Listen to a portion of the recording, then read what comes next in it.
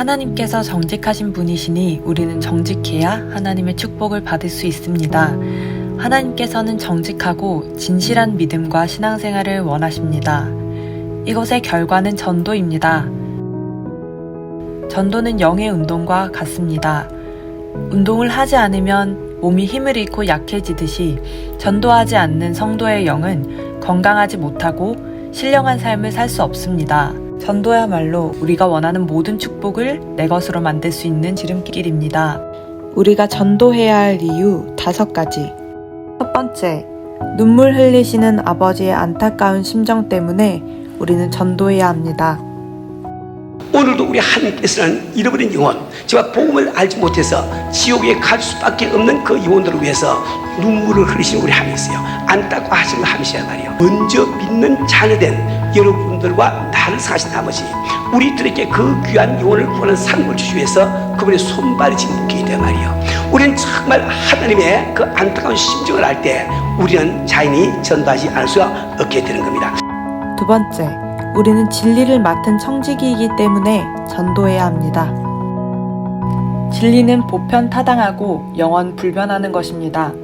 하나님께서 예수님을 통해 알리신 그분의 뜻, 우리 같은 죄인도 예수만 믿으면 구원받을 수 있다는 사실을 알 때 사망 권세에서 자유함을 얻을 수 있습니다. 아무리 좋은 법이 있어도 우리가 모르면 혜택을 못 받듯이 세상의 많은 사람들은 이 사실을 몰라서 구원을 못 받습니다. 알고 있는 우리가 전해주지 않으면 아무 소용이 없습니다. 그래서 우리는 전도해야 합니다. 세 번째, 하나님께서는 우리에게 복음을 주시기 위해서 엄청난 희생의 값을 치르셨기 때문에 전도해야 합니다. 하나님께서 우리를 위해 독생자 예수님을 십자가에 매달았던 것, 그것은 엄청난 희생이었습니다. 하나님께서는 값을 다 치르셨기 때문에 사람들을 강권해서라도 데려와서 내 집을 채우라고 하셨습니다. 우리 예수님이 십자가를 지고 이미 돌아가신 그 사실을 믿는다면 우리 교회에 빈자리가 있을 때 마음의 찔림을 받아야 합니다.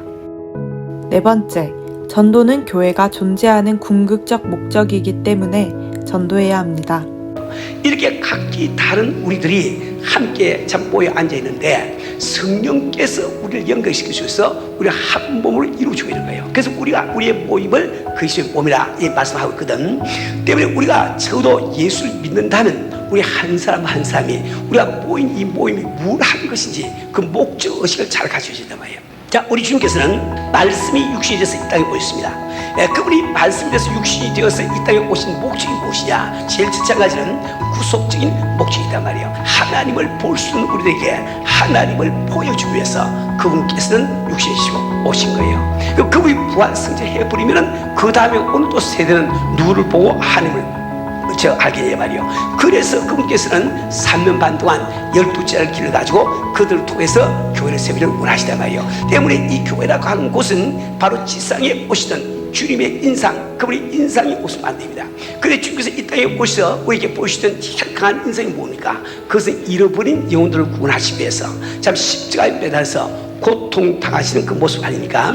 그래서 우리 참 이 교회 가운데는 잃어버린 영혼들을 구원하기 위해서 몸부림치는 그 모습이 없으면 안 됩니다.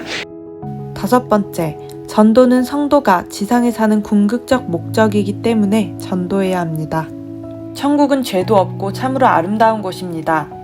예수를 믿는다는 말은 오늘 죽어도 천국에 갈 수 있다는 말인데, 그런데 왜 하나님께서는 우리를 천국으로 바로 데려가지 않으시고 지상에 살게 하실까요? 주님께서 우리를 지상에 살게 하신 유일한 목적은 우리에게 믿음의 작품을 만들라고 하신 것입니다. 천국에 가면 반드시 그리스도 심판대 앞에서 상급받는 그날이 오고, 그 상급은 영원한 나라에서 우리의 신분이 결정됩니다. 하나님이 우리를 사랑하시기 때문에 천국에서 더 많은 상급을 받을 수 있도록 믿음의 작품 만드는 길이 바로 전도입니다. 전도는 우리가 지상에 살고 있는 목적입니다. 전도는 우리의 성도의 의무입니다. 전도는 우리의 의무라고요. 은사가 아니고 의무라 말이에요. 그렇죠? 그래서 우리가 정말 이렇게 주 앞에 전도하지 아니할 때 그것은 바로 하나님 앞에 죄가 되는 것을 꼭 기억하세요. 그래서 사도 바울도 오늘 읽은 본문 말씀 고린도서 9장 16절에서 다음과 같이 고백하고 있습니다. 내가 복음을 전할지라도 자랑할 것이 없으면 내가 부득불할 일입니다. 부득불 안 할 수 없는 일이란 말이에요. 만일 복음을 전하지 않으면 내게 화가 있을 것이로다. 내가 지금 복음을 전하지 않으면 내게 화가 있겠다고 분명히 말씀해 계시단 말이에요. 전도의 방법 3가지. 네 가지만 기억하세요. 전도라고 하는 것은 결코 어려운 것이 아닙니다.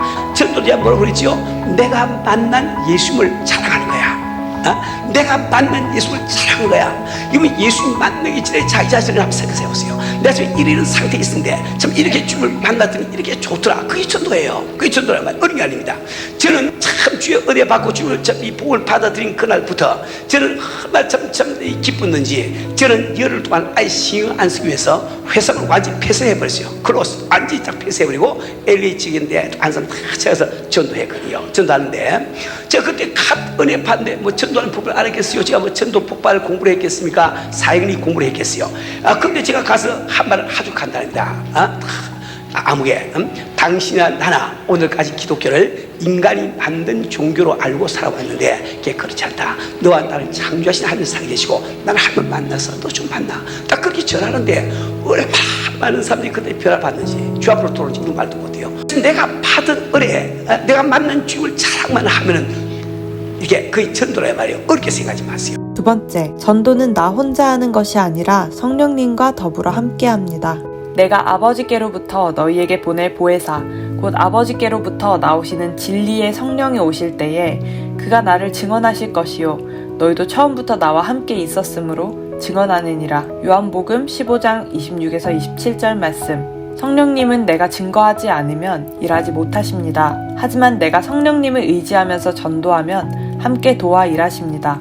내가 참 스님을 보지 못하고 손으로 만지지 못하고 귀로 듣지 못한다 할지라도 스님께서 나와 함께 하시는 믿으세요. 그리고 기도하시고 스님을 의지하시고 전도하세요. 전도해 보시면 여러분이 참 대수롭지 않는 이야기를 했는데 그 사람이 막 회개하고 돌아온 것도 보게 될 거예요.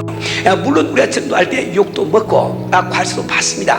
주님도 이 땅에 오셔서 나를 구원하시기 위해서 그분 참 하나님 되신 우리 주님이 죄인의 손에 뺨을 맞지 않았어요. 얼굴에 침뱉음을 받지 않았습니까? 그런 모든 모멸과 경멸을 당했는데 우리가 그 산 주님을 위해서 조금 그런 모멸 경멸을 당하지 못하면 안 된다 말입니다. 전도의 방법 세 번째, 오이코스 전도의 주력을 하라입니다.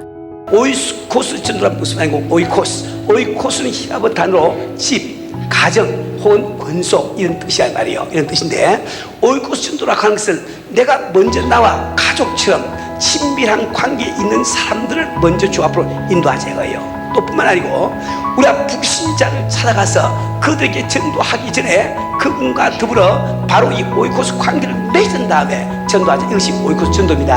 한 초신자가 이 교회에 들어와서 그가 온전히 자기 발로 쓸 수 있는 제자가 되기까지 약 6개월 이상이 걸립니다. 6개월이 긴 시간이라는 거예요.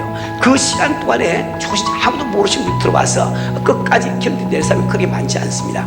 그분을 참 견디게 하는 길이 무엇인고 그것은 우리가 그분의 가족이 돼서 따뜻하게 맞이하고 관계를 맺을 때 그 관계 때문에 그분은 교회에 남아서 결국은 제자가 된다 이 말이에요. 하나님은 복음만 전하는 것이 아니라 가서 제자를 삼으라고 하셨습니다. 그래서 우리는 오이코스 전도를 해야 합니다. 가정교회가 힘을 합쳐서 전도할 때에야 열매를 맺을 수 있습니다. 복음을 전하는 것은 선택이 아니라 필수입니다. 성도라면 전도는 반드시 해야 합니다. 전도로 성도의 의무를 다하시길 바랍니다.